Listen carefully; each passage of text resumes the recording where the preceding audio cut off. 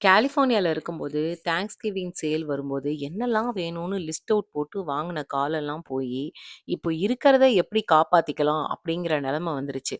போன வருஷம் காஸ்ட்கோல நான் வந்து ஹெக்ஸ்கிளாடோடைய 3 செட் பேன் வாங்கியிருந்தேன். மூடியோட. அது வந்து பார்த்தீங்கன்னா, $379 என்னவோ ஆச்சு.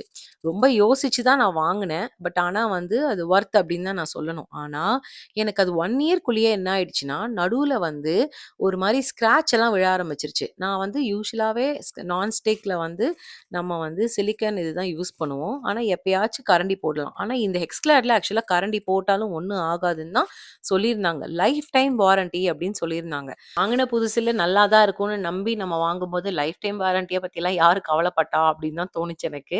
பட் ஆனா யூஸ் பண்ணதுக்கு அப்புறம் நல்லா தான் இருந்துச்சு. ஆனா போக போக பார்த்தீங்கன்னா, நடுவுல ஸ்க்ராட்ச் விழ ஆரம்பிச்சுருச்சு. அப்போ ஒரு நாள் காஸ்ட்கோல வந்து இந்த ஹெக்ஸ்கிளாடோடைய கவுண்டர்லயே ஒருத்தர் நின்னுட்டு இருந்தாரு. ஒரு வயசான தாத்தா. அவர்கிட்ட போயிட்டு நான் கேட்கிறேன். இந்த மாரி வந்து என்னோடைய ஹெக்ஸ்கிளாட் வந்து 1 இயர் கூட ஆகலங்க. ஆனா நடுவுல ஸ்க்ராட்ச்லாம் விழுந்துருச்சு. இப்ப நான் திருப்பி வேற வாங்கணுமா? $300 அப்ப போச்சா? அப்படின்னு கேட்டேன். எத்தன பேன் விழுந்துச்சு? அப்படின்னு கேட்டாரு அந்த மாரி. எனக்கு ஆக்சுவலா 2 பேன் தோராயமா வந்துச்சு அப்டின்னவும், அவர் என்ன சொன்னார்ன்னா, "நீ வந்து இமெயில் பண்ணு அவங்களுக்கு. அவங்க வந்து உனக்கு புதுசு அனுப்புவாங்க" அப்டின்னாங்க. இது என்னடா இது அப்டின்னு பார்த்தா, இந்த ஒரு நம்பர் இருக்கு பார்த்தீங்களா? இது வந்து பேனுடைய கைப்பிடிக்கு ஆப்போசிட்ல இருக்கும். அந்த மாரி ஒரு குட்டி நம்பர் இருக்கும். நீங்க அத ஜூம் பண்ணி ஃபோட்டோ எடுத்து, நீங்க அவங்களுக்கு இமெயில் பண்ணீங்கன்னா, அவங்க உங்களுக்கு புதுசு அனுப்புவாங்க. இது என்னடா இத சொன்னதும் நான் ரொம்ப ஷாக் ஆயிட்டேன். ஆனா ரீசனும் வந்து அந்த மேனுஃபேக்சரிங் நம்பர் இருக்கு இல்லையா? அதோட குவாலிட்டியும் அவங்க வந்து குவாலிட்டி செக் பண்ணும்போது, சப்போஸ் இந்த மாரி 1, 2 மிஸ் ஆனாக்கா, அந்த மாரி அனுப்புறதுக்கு சான்சஸ் இருக்கு அப்படின்னு தான் அந்த தாத்தாவும் சொன்னாரு.